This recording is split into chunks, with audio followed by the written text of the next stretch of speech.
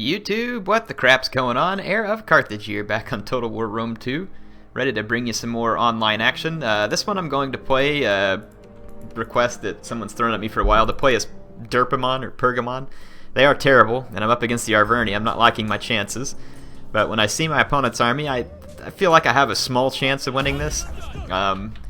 Problem is that Pergamon's just bad. So what I had planned to do was have pikes supported by Galatian swords in the center, with a game of spears supported by more Galatian swords on the flanks, and I was just going to keep two Pergamene noble cavalry in the center. I did not expect to engage the Arverni horse with my own horsemen. These guys were hoping for an opportunistic charge on enemy sword infantry just to kind of weaken them up. That's what I was looking for. So my army is not made for a direct confrontation per se. I just want to delay it in the center and hopefully use my archers to kill the enemy general, opportunistic with my Pergamene's noble cav, and just hold on the flanks with the Agema spears and the Galatian swords. So that's about the best you can do. And the reason why Pergamon is so crappy and gets called Derpamon is because they just really don't have any killing power. There's really nothing in their army that has the ability to get a lot of kills quickly, and that's what most factions do have. And the Arverni have it in the form of chosen swords, but my opponent opted for 4 Oathsworn and then took a Celtic warrior center, so he's got 4 Celtic warriors, and then 5 Celtic slingers. Might be expecting a lot of missiles from Pergamon. Not sure why the 5 Celtic slingers, but then he's got 4 heavy horse, or no, 3 heavy horse and a noble horse general. So he's got some cavalry going on. Now what I have working for me in this battle is that I have large numbers of infantry versus my opponent's relatively small number of infantry, but most everything he has is qualitatively superior. Now the Celtic warriors lose to my Galatian swords for sure, and my Galatian swords do have triple chevrons on them with the extra money that I had in my army, so they will have better attack. Anyway, all I can hope for is for my opponent to make some mistakes, so I move my pikes to the flanks to hold the Oathsworn, while my Galatian swords crush the center. What my opponent should have done was taken his heavy horse into my Galatian swords, and then my center would have been wrecked, and this whole thing would be over. Yes, I had my Pergamene's noble cav here, but it wasn't close enough to support, so the battle would have been over just like that, but my opponent does not take that opportunity. He spends his micro on the flanks trying to get around me with his cavalry, which doesn't much matter to me because I've got so many Agema spears on the flanks, and I have no intention of letting his Oathsworn get my Agema spears. So my Galatian swords get into it with his Celtic swords. They'll easily pull out a victory there against the Celtics, and then my pikes are going to get into it with this Oathsworn over here. That's fine with me, because again, it's just a holding maneuver. Again, holding an Oathsworn here, and then this Oathsworn's going to try and push me right here.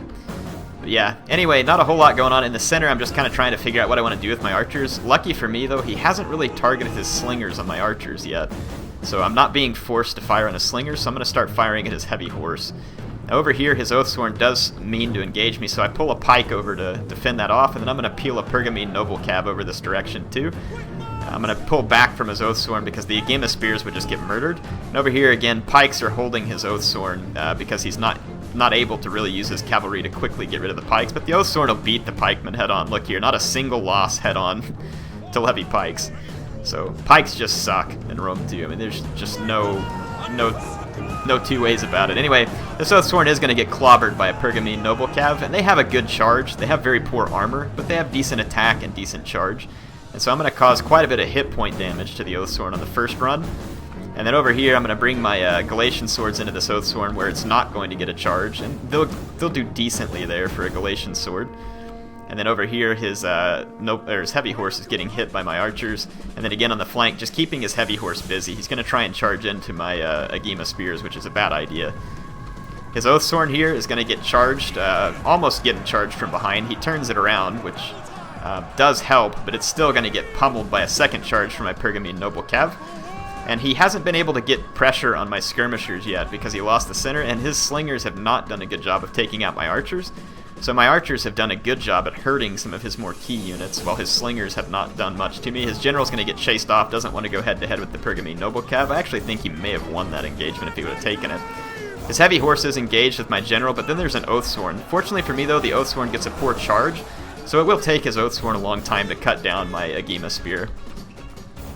This Oathsworn's struggling because it's been hit repeatedly by this Pergamene noble cavalry, and the noble cavalry, just by taking one Oathsworn off the field, has pretty much paid for itself, which is a good thing. I don't get a good charge here versus this heavy horse though, and so I'm going to have to use my archers to turn around and shoot the heavy horse to death, which is obviously going to kill a lot of my noble cav, but I don't have a choice, or else I'll just straight up lose that fight. So I bring Agema Spears over here, and I've got another Agema Spear here throwing, again, going to kill a lot of my own men, but I have to get rid of that heavy horse.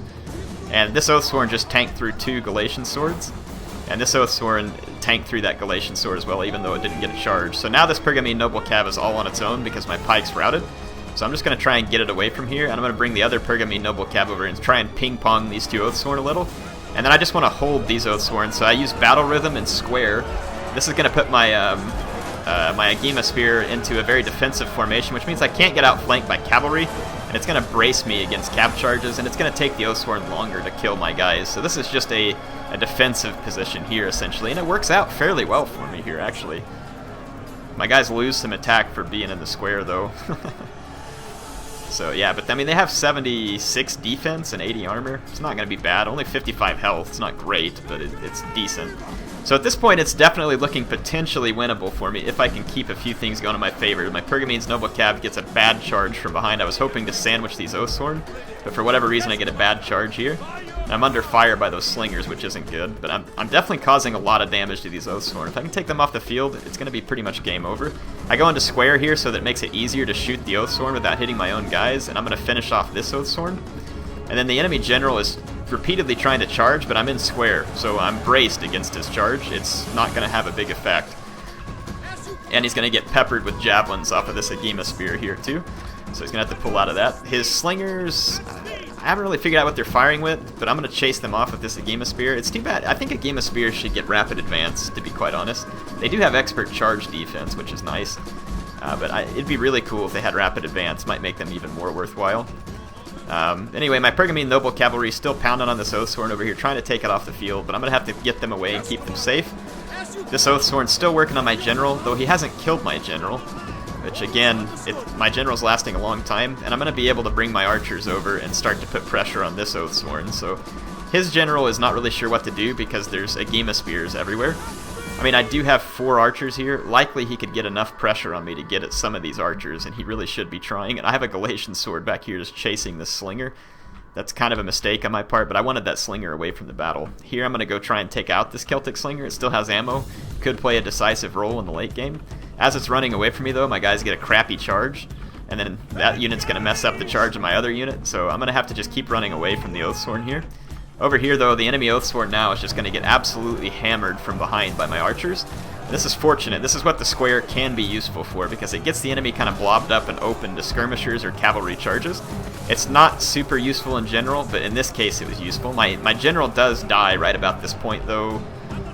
Somewhere in here, not quite yet, but my general's going to die, and that worries me because my archers have really poor morale, and here they're actually open to a charge from the enemy noble horse. So this is bad for me, so I just turn around and fire, hoping to kill as many of the noble horsemen as I can. I even get a volley off from my Agema Spears, and we do damage the general very badly. But he is going to kill a considerable number of my archers here, which is unfortunate, but they were mostly out of ammo at this point. So the enemy general actually ends up dying right about here in the combat, and then my general just died as well. Or is about to. I think my general just died.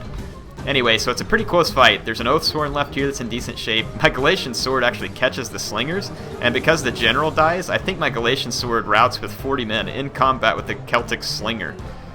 Tell me how that works. Yeah, I don't understand. It says they're attacked.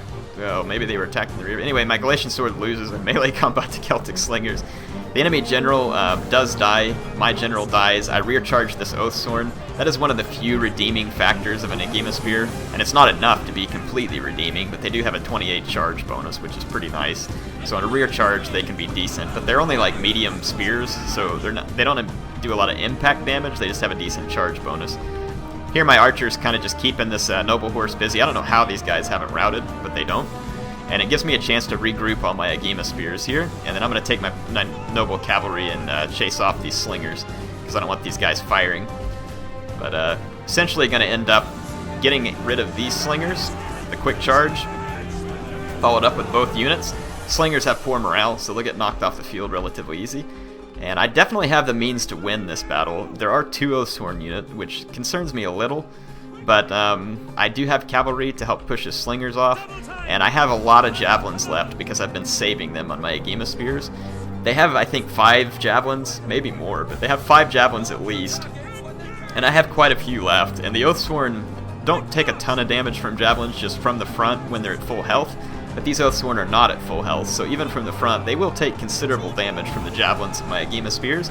So my idea will be to just try and hit them with my javelins and not engage. Here you can see these guys take some javelins to the back for my general's unit. So this is actually looking like it's going to turn out to be a victory for me. I get into this slinger over here, but I'm not going to be able to kill them in time to get away from the noble horse. So I just go ahead and start moving out, and I'm going to give him an attack order on this slinger way back here just to draw the enemy general's unit away from the battle. And I'm going to start giving chase. His Oathsworn is now running away.